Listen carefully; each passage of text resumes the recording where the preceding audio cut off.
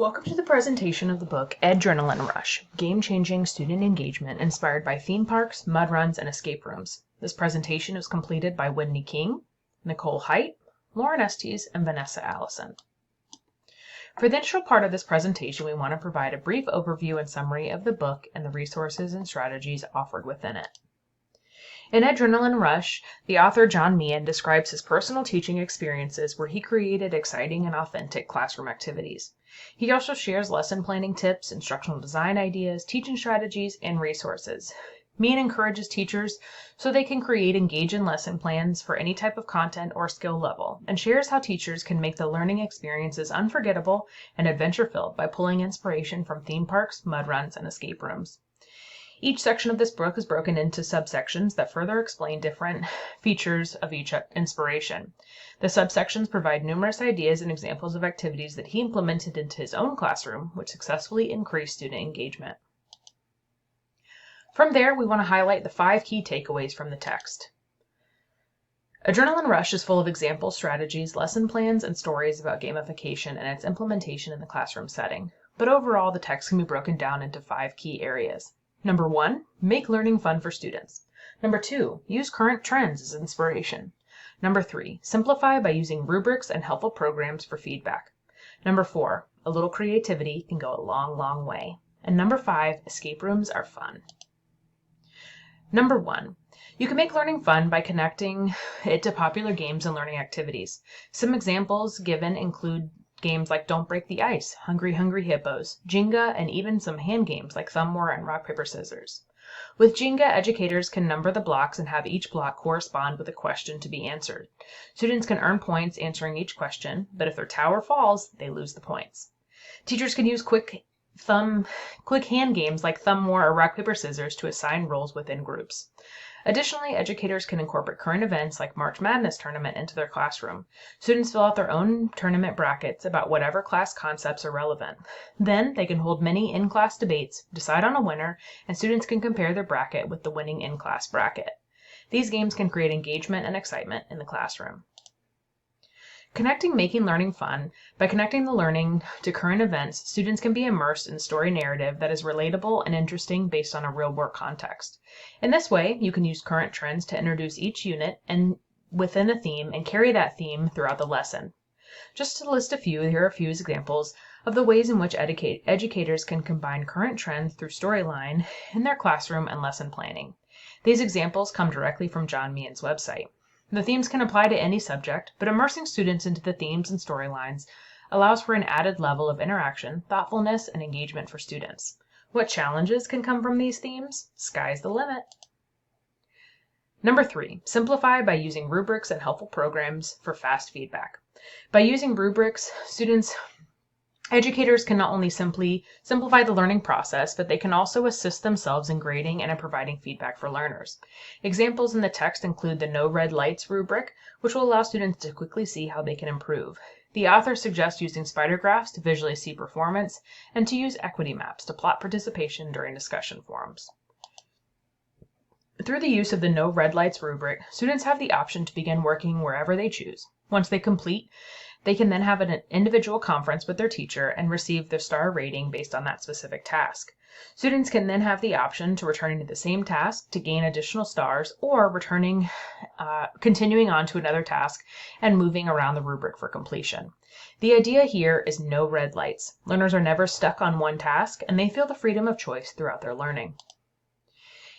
In a spider graph, students are given feedback in the traditional ways that rubrics allow, the 1 to 5 scale.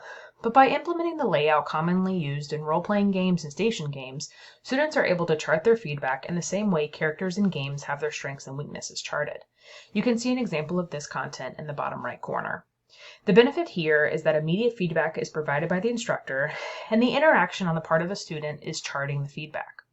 Naturally, the higher the feedback, the further outside the circle each dot will be plotted. And changing the format of the rubric in this way introduces gamified strategies that assist learners in taking an active role in their own development.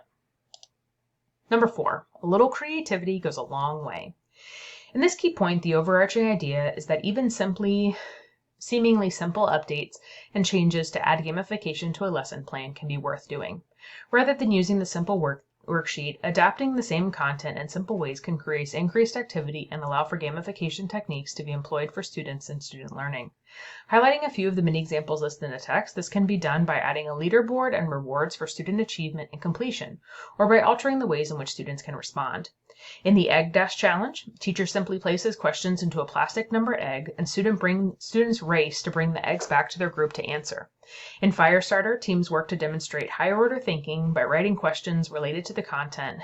If they do so successfully, they can bring back the wooden block and build a tower for their team. Then they write more questions and earn more blocks, trying to build the tallest tower. In Attack the Barracks, students work on something traditionally mundane, like a worksheet. But after they successfully complete a section, they then go to roll the dice to collect Lego pieces, which they can take back to their group to build the most impressive creation. Adding simple tweaks to traditional lesson planning is a way to implement gamification without the need for tedious revamping of the entire lesson plan. This means not only is it attainable for all educators, but it can also be done daily. And finally, number 5, escape rooms are fun and can be easily implemented. Creating an escape room can seem daunting for most educators, even for those who recognize from the outside that these kind of activities would create engagement and interest in their classroom. The author quells these concerns with some very practical tips and tricks on how to not only create an escape room for varying content areas, but how to implement it in a way that creates sustainability and fosters student engagement over time. Feeling comes first. This encourages the teacher to be mindful of the ways in which they want their learners to feel throughout the activity. The addition of emotion, storytelling, and escape room techniques or teaching adds interest and creates additional personal attachment to learning experience. Similarly, Embrace the Theme encourages educators to really think about all the ways in which the theme of the escape room can be incorporated into the activity. However possible, incorporating the theme and reiterating its tie-in throughout the activity ensures that students remain emotionally invested in the storyline and therefore additionally interested in the content itself. Keys and chambers. This is really about chunking the information into smaller portions so that not only are they easier for students to digest and take on intellectually, but also split up the content in a way that increases the involvement of all learners, as there are multiple levels to the learning. For example, one student may solve the puzzle in one group on one level, but each new challenge, the race begins and all students again begin together. On this page, you can see examples of how the escape room format can be applied in a variety of content areas, and how varying technologies can be employed to create additional content and interest throughout the activity. The author lists several examples in the text and even outlines how to use free tools such as Google Docs to create escape rooms with little to no additional planning or difficulty on the part of the instructor. Next, we'll talk about how Meehan's work in gamification of classroom activities compares to that of other research in gamification. According to this research study, when gamification or interactive response systems was used in a classroom, it added fun, interactiveness, and competitiveness. It also helped improve the students' motivation, engagement, and focused attention. Adrenaline Rush helps confirm that gamified learning can help transform a regular classroom into an exciting and interactive place of learning. It helps create an environment where students want to learn, which increases information retention and application of learned material. According to this research study, students even as young as elementary age can be better engaged and can show a higher level of interactivity when gamification is introduced in the classroom. Through tools like Classroom Dojo, researchers analyzed elementary school students for alterations in categories for collaboration and teamwork, participation, social interaction, execution, and autonomy, all of which increased through the use of gamification. Researchers concluded that when aligned with content, gamification of this kind is fundamental to the engagement of students. By using a reward-based system in the common gamification, classrooms can become more engaged and interactive, and the rewards can be increased over time to even reward things like cognitive skills that students develop. The adaptivity of gamification is particularly interesting to consider in this context, as it well connects to the text in Adrenaline Rush. After reading the book, we have a couple of thoughts that we'd like to share. Overall, this is a text we would recommend, particularly for teachers in the K-12 setting for grades 6 to 12. The strategies laid out in this book are going to offer great resources for educators in this setting who teach face-to-face and will allow for simple ways for classroom teachers to draw inspiration and transform their classroom through engaging and fun activities. Overall, the text is easy to read and is humorous and provides storytelling features which add to the interactivity and engagement for the reader. And perhaps its best feature is the ample amount of examples listed for how to introduce, implement, and maintain gamification in teaching. We see this book as a great resource for new and veteran teachers and would suggest as examples for implementation in all content areas. Next, there are 5 quotes we want to highlight from the text that we feel particularly capture the author's overall message. Number 1. This quote highlights how the efforts being made to gamify lessons can help students feel that their instructor cares about their education, and this may motivate students to put in the little extra effort. Gamification and storytelling and lesson planning does take additional planning and coordination on the front end, but this quote perfectly sums up how the payout in the end is worth it, and both students and the teacher can see and feel the benefits of the additional work in the classroom. Number 2. This quote emphasizes 2 and 3. This quote emphasizes how theming and the right way can make a big impact on student engagement. In doing so, providing opportunities for creativity, engagement, and interactivity in this way allows students to engage with the learning on deeper levels. And the gamification allows for students to become immersed in their learning, sometimes to a level that they are immersed in games outside the classroom, like Pokemon. If instructors can use these strategies highlighted in the text to captivate their students are more likely to participate, and it may even increase their desire to learn. Quote number 4. This quote reflects the importance of effective teaching, not just to make content interesting and to engage students in the moment, but truly awaken the love of learning, which can have lifelong impacts. Allowing for student success through gamification, even if only in one task, can increase a student's belief in themselves and can provide the opportunity for all students to see themselves as active participants in the engagement process. The impact here cannot be understated or ignored. Educators hold power, and that power is profound when it comes to igniting the flame for each student to best understand their opportunity for future achievement.